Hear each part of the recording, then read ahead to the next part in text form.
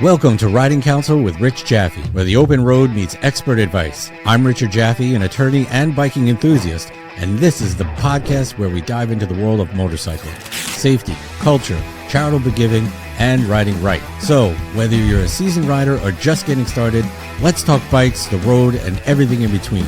Let's ride! Hey, Million, how you doing? I am well. How are you today, my man? All right, I'm doing good. Hello, everybody out there in Riding Counsel podcast land.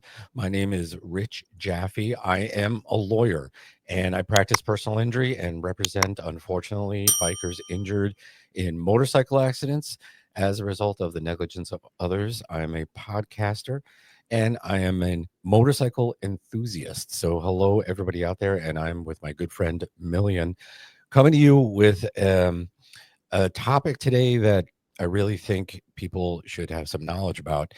And that is, God forbid you were in an accident on a motorcycle and the other person takes off before you get any of their information. Or if they hit you and they have minimal coverage and they really bang you up, you lose an arm, you lose a leg, something really horrible, and they have the minimal insurance. What do you do? Who do you call? And it's not Ghostbusters. And, it's happened a couple of times recently, but a lot of times during my 3 decades of practice where I have to turn to clients and say, look, all you're getting, I know your injury, you needed an operation, you needed surgery, you needed plates, you needed pins, you needed screws. You put up an x-ray of these people's bones and it's crazy. They're just horrible fractures and they're going to be maimed for life.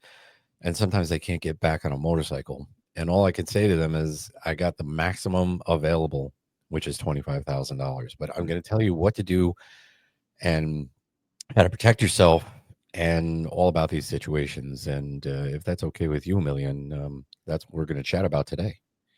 So I have a friend that did this, that had something crazy happen recently, and it's not quite the same, but it's in the ballpark. This young lady's a medical professional, and the place that she works at is close to a bus stop. So what she does is she'll take a bus to this bus stop.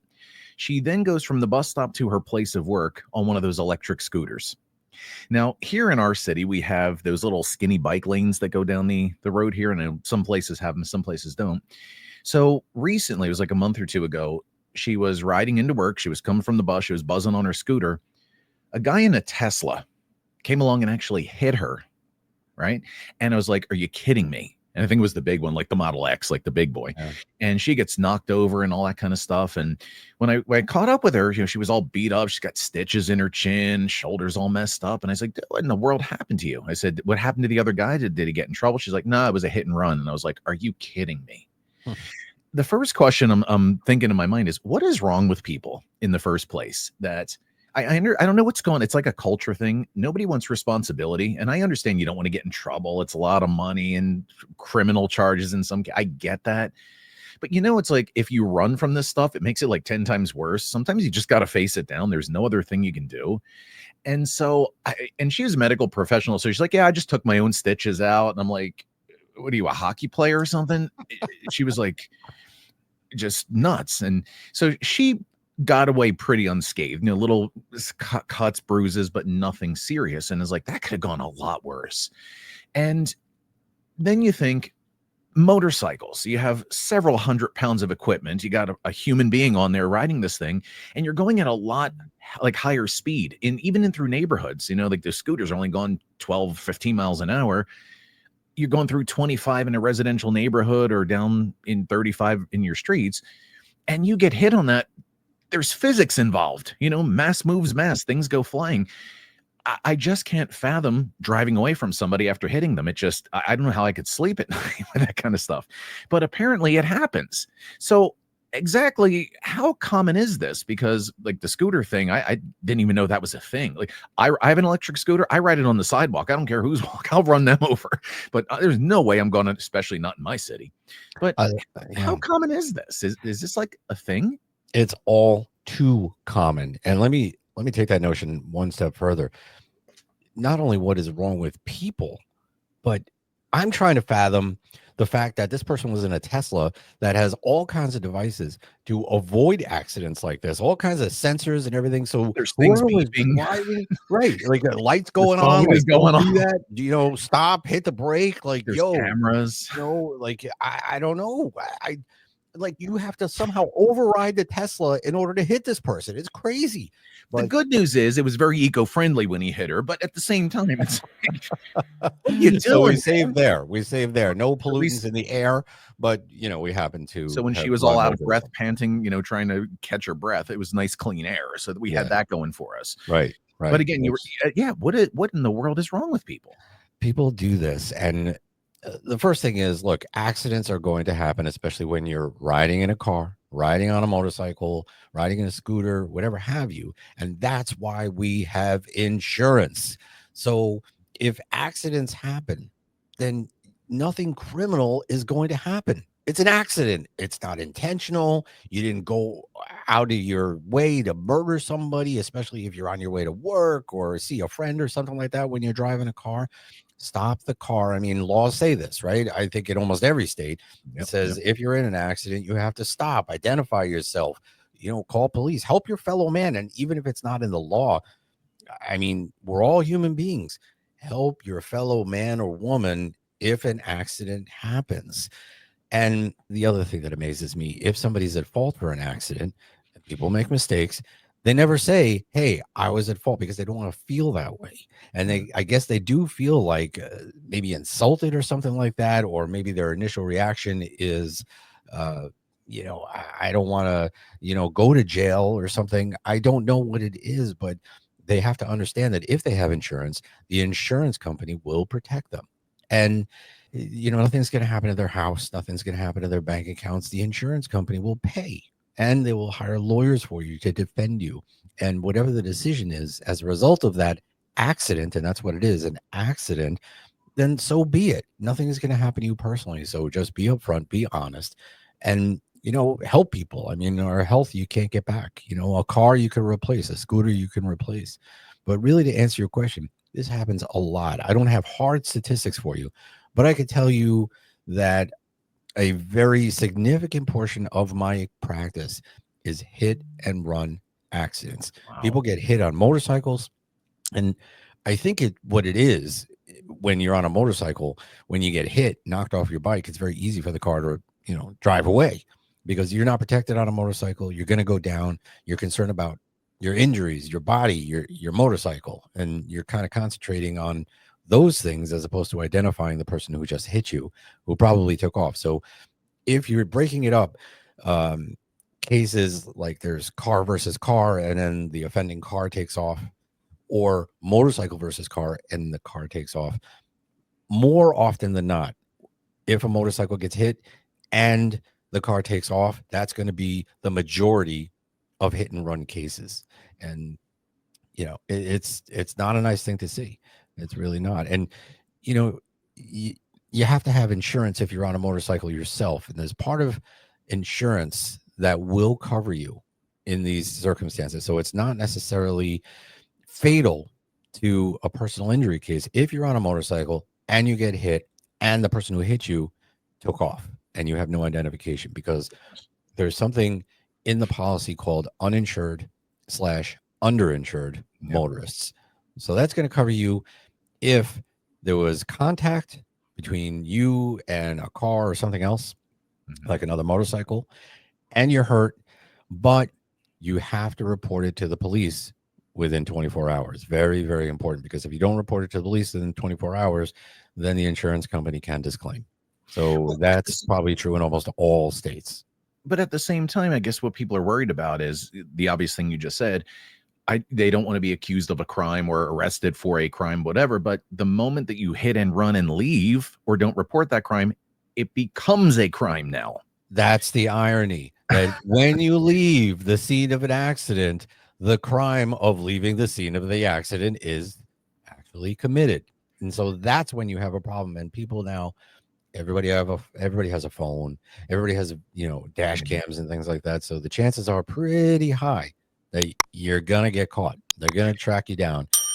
Don't leave From the what scene of an accident. Well, from what I understand too, with some of the technology, like you're saying, everybody has phones, they can actually look at a certain date and time, ping the cell phone towers to see what phones were in the area, and they can triangulate who's what. They can find who you are and where you are. I mean, let's be honest about this.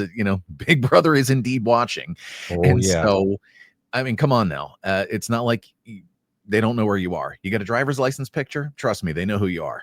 And so it's like, like you said, the irony of trying to avoid a crime by committing a crime to get caught for a crime. It's like a whole thing. It's like, Yeah.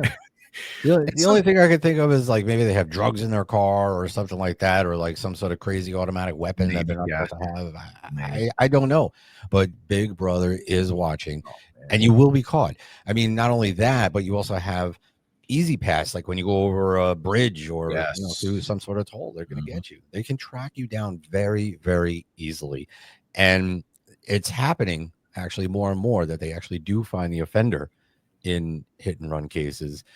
And that's honestly for purposes of a personal injury case, for a motorcycle accident case, when somebody's hurt and they find the defendant, ironically, it could be worse because it's what I'm trying to say is, to sue the other person, you have to first sue the other person before you go after your own insurance Mm, policy for underinsurance to get that kind of money. And that takes time. But if you don't find the other person who hit you and you just go after the uninsured motorist portion of your own policy, then it's a process called arbitration. And it's a lot faster, it's a lot easier, and it's a lot less costly. So that is a little bit ironic and something that I think that has to be, mm. addressed in the insurance industry and in the courts. But it never pays to leave the scene of an accident, and it is crazy. People just don't want to feel that way. I guess that, oh, I caused an accident. So, as an attorney, how would you investigate this with limited evidence? Or, I mean, those things we're talking about, like the pings and this Easy Pass. Do attorneys get access to that? Is there a way you can procure that if needed? Like, how can you? I mean, we're talking. Maybe we have a car description and that's it. How do you take that on? What do you do? Okay, so just like in any other profession, there's a lot of different kinds of attorneys out there. There's good attorneys, bad attorneys, cheap attorneys, attorneys who aren't afraid to go to court, attorneys who run up costs of investigating a case.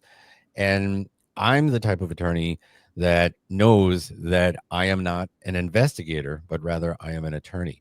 And actually, I recently did a podcast with one of my investigators that I work with hand in hand on a lot of cases, and she's fantastic.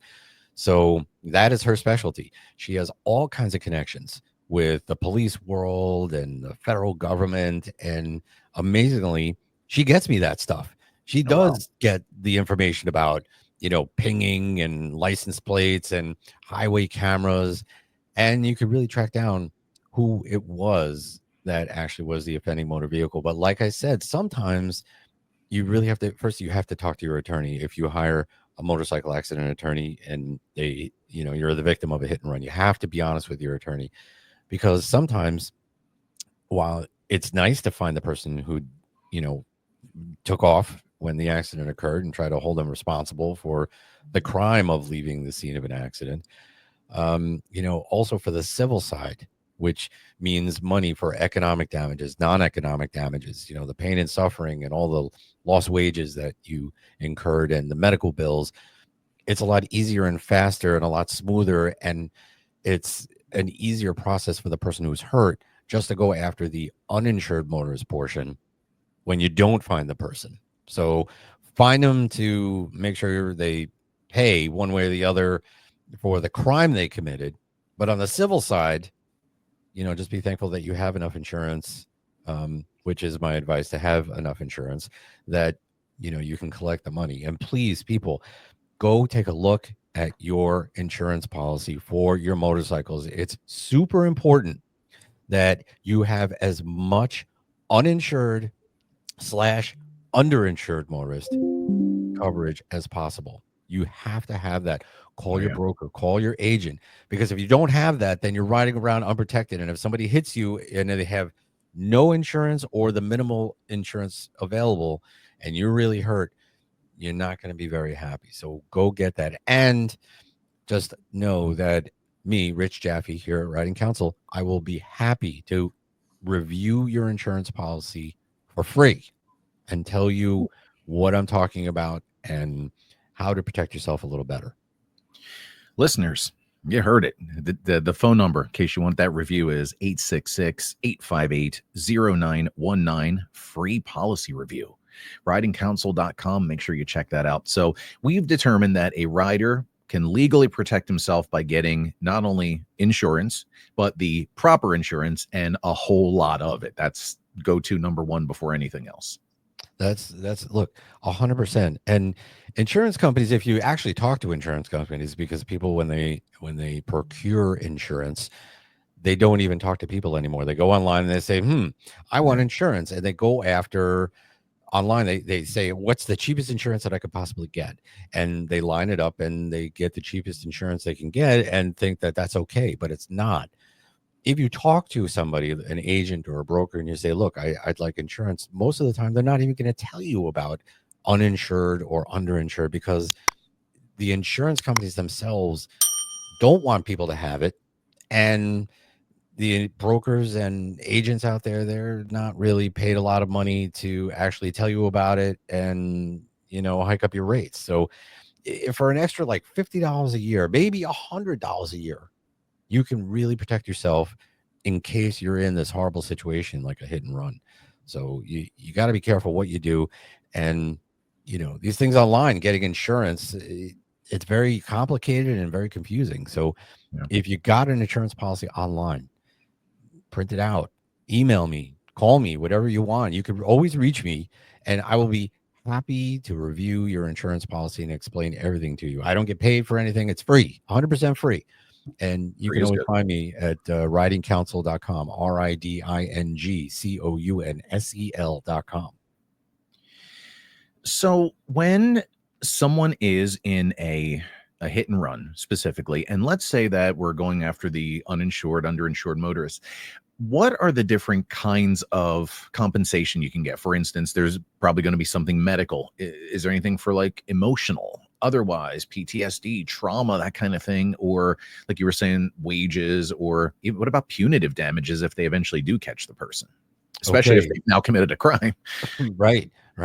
Well, that's another tricky part because so you have to be careful about what you really want to happen with that other person, because if they left the scene of the accident, well, that wasn't the cause of the accident. They left the scene of the accident. So you could prosecute for that and have no problem with an insurance policy that the bad guy has.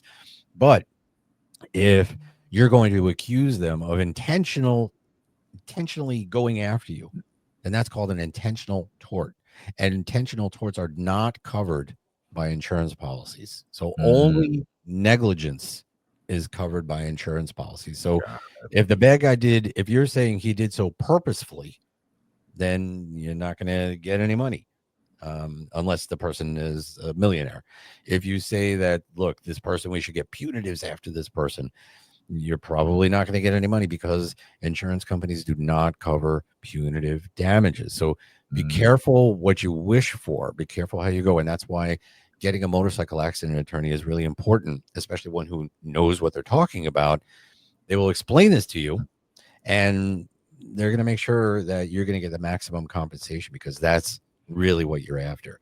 And just like you said, you can get compensation for your lost wages, for your pain and suffering, for your medical bills, all kinds of stuff that really is supposed to put you in a position where you were before the accident happened. See, cases like this, in the best case scenario, in the best world of worlds, we would be able to turn back the hands of time and say, you know what, we're going to make this accident not happen and get you back to what it was before the accident happened. But we can't do that. So the only thing we could do on the civil side is say, we want to compensate you to an extent to try to put you back to the same status as you were before the accident. And that's what these kinds of suits do. To make you whole, I believe is that's right. To make you whole, right. Fair. A jury is supposed to come up with a number that the magic words are fair, reasonable, and just. And there's really no guidance to a jury other than the judge telling them come up with a number that is fair, reasonable, and just. And this is just for the non-economic portion, meaning pain and suffering, loss of guidance, all that kind of stuff. For the economic, usually that's like a fixed number. So if you have a medical bill that's $100, well, the proper recovery would be $100. Right. So and lost wages, same thing. If you lost $1,000 for the week or something like that, that's the proper compensation. So it's a little more fixed, and you can really make sure that you decide on the right number. It seems like the punitive damages are where the big numbers come in a lot of cases. Yeah, a lot of people are fixed up on punitives, but it's not It's very all that hard. it's cracked up to be. It is very hard to prove because you have to prove some sort of intent, like they Right. Right. intentionally did something, or it was so, the words are willful and wanton, that they could. And there's also a higher burden of proof because usually in a civil suit, it's you know it's not beyond a reasonable doubt. Beyond a reasonable doubt is the criminal standard, right? Right. So in the civil, it's just you have to tilt the scales of justice. It has to be a little more than 50% something is likely. Okay. But for punitives, then it's more like 75%. And for a criminal, it's 99. Right. So, it's hard to prove punitive damages. And then there's nobody to pay it. Yeah, because even if you get what you want, you can't get blood out of the rock. You may not even get the money from the That's person right. anyway. So it's like Right. it's a whole thing. And then a lot of states, what they do, they say, okay, well, punitive damages are limited to, X number, like 100,000. So if you get a judgment for like $1 million, you're still not getting anything. So one time, many years ago, my wife was in a car accident. And what happened was she got hit. It was a hit and run, and her car got bashed up pretty bad. And, they took her to the hospital as a precaution. Everything was fine. She got banged up a little bit, soft tissue stuff, but no major, long-term damage, fortunately. So the car took forever to get repaired because that's just sometimes how it goes. And they did what they did. So we were talking with the police, and they're like, oh, we can't find the guy. We don't know what to do. So we're in a similar situation than this. So like a month or two passed, and we're kind of all bummed. We don't know what to do. I don't know who to hold accountable even. So we're working things out. So we get the call. The car is ready. We go over to the lot where they were working on it. The guy says, okay, we did this.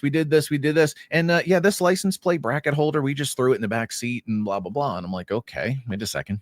I looked at the car, said, front's got a plate, back's got a plate. When the guy hit my wife's car, his license plate fell off. He drove away. The cops assumed it was part of the damage. They picked it up, threw it in the back seat, sent the car off for repairs. The whole time we had the guy's license plate. And so we eventually identified who it was, and we got it all taken care of. So it was pretty funny, but, not at the time, of course, but now looking back, it was kind of funny to laugh at.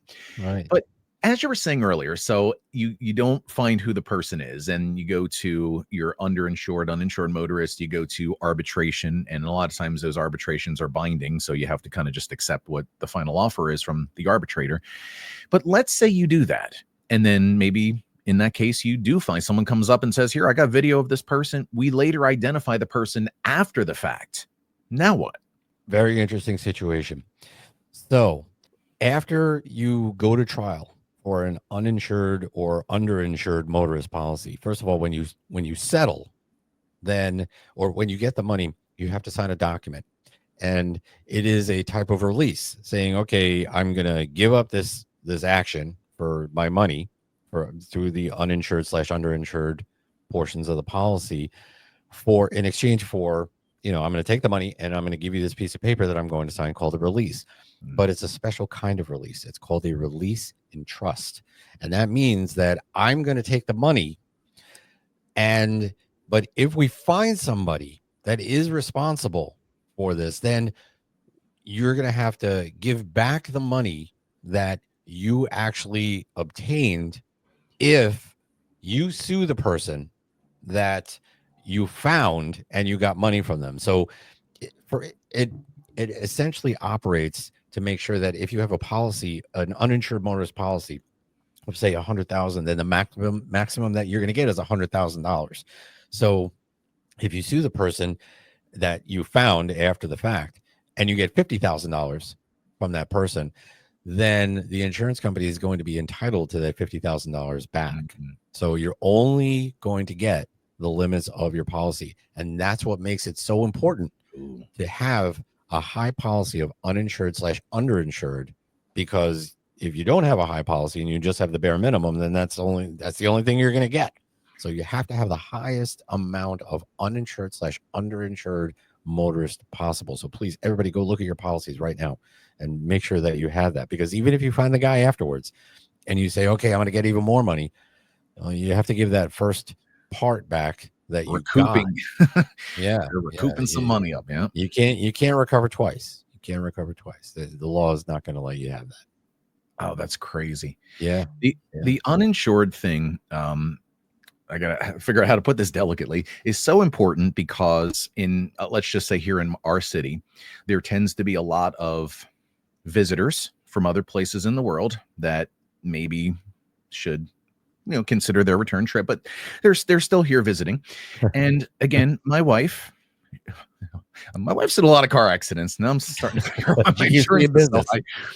But this was the big story of our life. My wife had had trouble with getting pregnant, right? So I have two kids. So my oldest son, when he was in utero at the time, took a long time. We got that all worked out. We were monitoring her health very closely. She got hit in the car by a drunk driver. 40 cans of beer in his car, right? Oh my Throws, God. yeah, throws her into preterm labor. She had to stop working for a while. It was dicey. It was real close. And Oh, the gentleman in question was a visitor to our city and our country, and he did not quite, have his return plans ready, and he did not quite belong here at the time. And we were fighting with the insurance over, well, we don't know. He's not supposed to be here. We can't cover him. I'm like, you wrote him a policy somehow. right. And we don't know how this happened. It was a Right. big convoluted mess. And that's what we said, because even if, okay, so you get this guy, you find out who he was, you sue him. What are you getting out of him? The guy doesn't have anything. That's the And problem. and no, maybe this is poetic justice. He wasn't a real good guy, as you can possibly imagine. They did find him. He was in jail. They took him away. When he got out, he got into a domestic squabble with his girlfriend at the time, who happened to have a 45. Oh my God. Let's just say that problem resolved itself. Oh God. So Oh it was a whole convoluted mess. yeah, that gets a little hairy. But I will say, like places like Florida, a lot of vehicles, you don't have to get insurance. It's not mandatory. It's crazy. So you We could have drive around and no insurance, and that's okay. I see cars driving around here with no plates, let alone insurance. Yeah. What is up with Yeah. that? A big percentage. It's more and more, I guess, because insurance companies are hiking up costs and blaming it on people who are suing when it's not even their fault. Or especially $100,000 Teslas that need, insurance coverage. That's going to jack up the rates as Right. well. These 80, Right. 90, $100,000 cars. It's Right. nutty. Exactly. And so get your underinsured motorist, uninsured motorist. I would give that priority, because depending on the situations we're talking about, the people involved we're talking about, the expensive cars and things we're talking about, the hit and runs, that seems to be your ace. I mean, it really does seem to me that that's, if you're going to focus on one thing, it's probably that. And you protect your family too, because if they're in a car accident or something like that, or if they're in a car, somebody else's car, and there's not enough insurance coverage in that accident, then you could still go to your underinsurance policy. So, get it, not only protect yourself, but to protect the people who you love. So, as we were saying earlier about with the arbitration and that recouping thing that they do, if you don't find the person, well, actually, I have two questions for you. If they don't find the person, or they're not sure who it is, how long do you recommend? Like, do you kind of wait it out for a little bit? Do you give it like maybe a year, 2 year? How long would you wait before you're like, all right, we're never finding this guy? Let's talk to the insurance. Do you do that right away? Like, how does that work? On the civil side, all you need is some sort of indication that the offending driver is unknown, cannot be found. And as soon as you have that, that's when you can file for arbitration for uninsured motorist. Got it. So I do that right away. There are some attorneys who wait. I don't see the point in waiting. I like to get things done immediately. That people who are hurt in accidents usually don't need the money 5, 10, 15 years down the road. What's going to help the most is the money in hand, right? Mhm. I mean, they're not better to go back to work. So who's going to pay the mortgage? Who's going to pay the gas? Who's going to pay the electric? that's when they need the money. So I try to get them that money in their hands as fast as I possibly can. I don't wait. All I need is some sort of indicator, maybe it's on the police report or somewhere else, that says the person who hit them took off, they fled the scene of the accident, and we don't know who the heck it is. You can file for arbitration. You can wait. You can actually wait up until, in New York, you can wait up until 6 years to Wow. file. But who wants to do that? Yeah. I mean, unless you are hit by a Tesla or something and you have some sort of indicator that the person who hit you has a heck of a lot more than what your uninsured motorist is. But you don't want to go through that rigmarole. You just want to get it done. I file right away.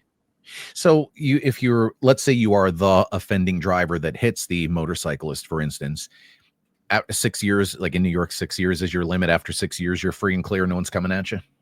That how that works? For the civil side, well, for criminal, no, they can go after for leaving the scene of the accident. I don't even think there is a statute of limitations. Oh, right. So they can go after you forever for that.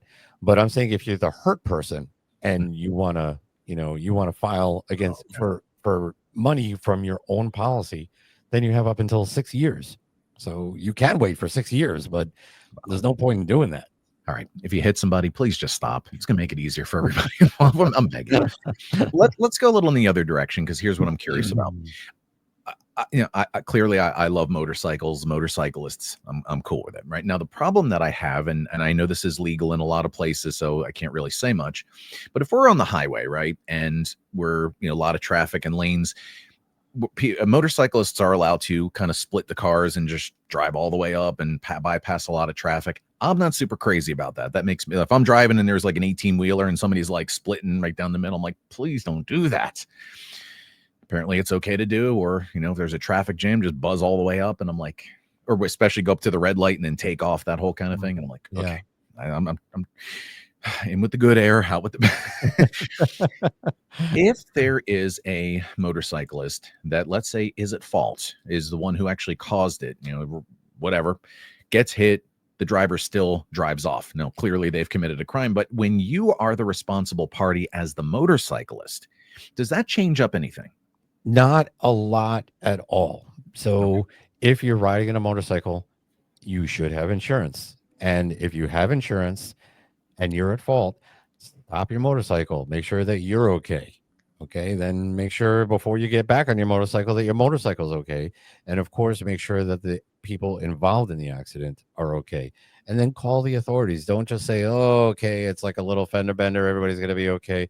Call the police, make a report of it, because people change the stories all the time. And then people say, oh, yeah, I have, this crazy injury that you're like, I don't even know what, you weren't even in the car at the time of the accident. So make sure you call the police when it happens and make sure that you have enough insurance to cover you if you get sued. And it's okay if you make a mistake. It's okay.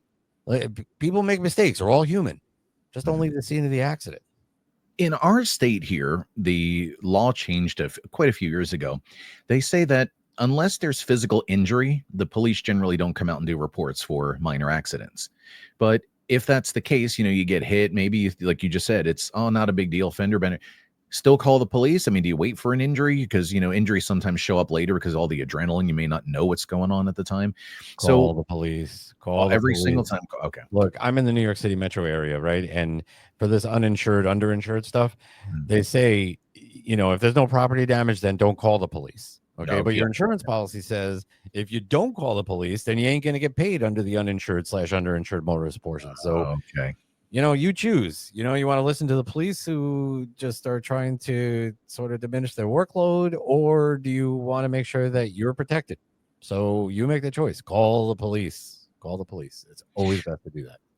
I've always also, as a general rule, whether you're at fault or not in an accident of any kind, when the police do show up, or to the other person, because everybody starts recording now, they always advise you to never say, oh, I'm sorry, it was my fault, I did it.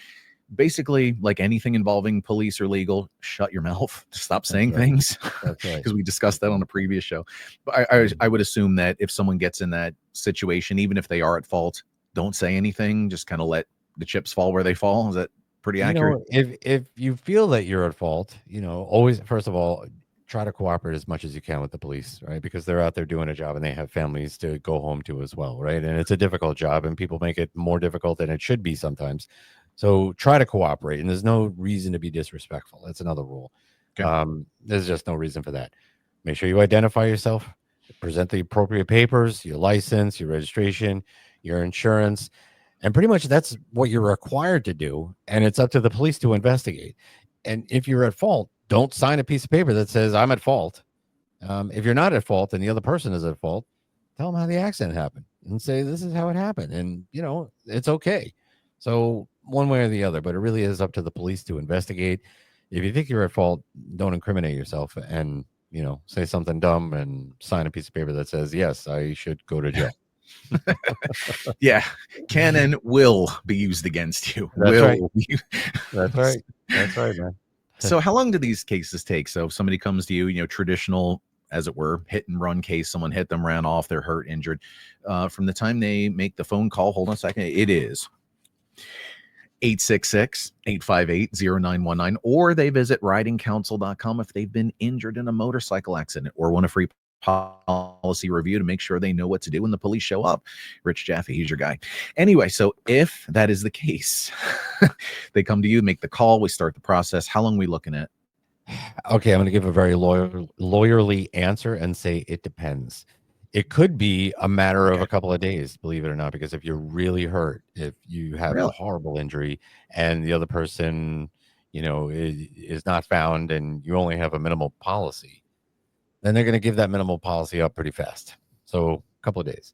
But if you have a bigger policy and a smaller injury, let's say it's soft tissue that has to develop and it takes some time to find the herniation, and then he goes through some therapy. You're talking a year, maybe two. I would say the average would be somewhere between 12 and 18 months. That would be the average.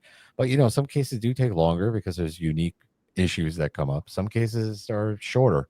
So it's great. Look, I'm not paid until my client is paid. Okay, so I'm taking the risk. I'm paying all the money for the investigation and the workup of the case and all the court costs. I'm putting that all up front. And if I lose the case, then I lose the money. I never come after the client if I lose the money, and I don't get paid until my client gets paid. So the faster the case settles, it's in both of our interests. But if a case does settle fast, it's probably a good indicator that there wasn't enough insurance coverage, believe it or not. So you don't really want a fast case. If your case takes a year, that's a good indicator. Okay, cool. It means it's a good case. All right. Is there anything else we need to know about the whole hit and run insurance thing? Like kind of our final summary of all this. What are we thinking? Okay, listen, first, make sure that you're okay. Second, make sure your bike's okay before you get back on it. And third, call the police and get yourself some medical care. And don't freak out. Just get a lawyer, get a motorcycle accident lawyer, and that's where all the guidance will be. You don't have to talk to your insurance company without the advice of a lawyer. So contact a lawyer before you contact your insurance company. That's my ultimate advice.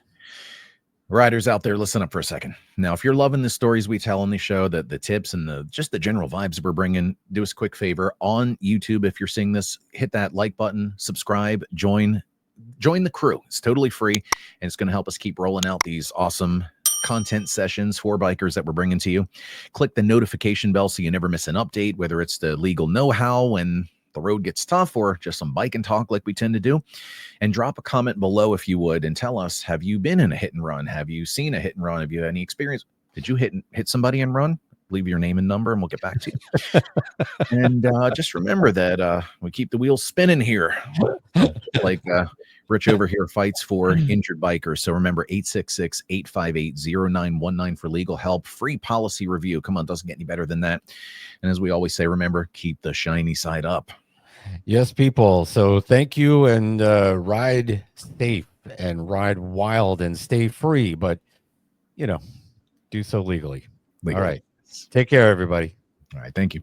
And that's a wrap for this episode of Riding Counsel with Richard Jaffe. Thanks for tuning in. If you enjoyed the ride, be sure to subscribe, leave a review, and share with your fellow riders. Until next time, keep the rubber side down and ride safe.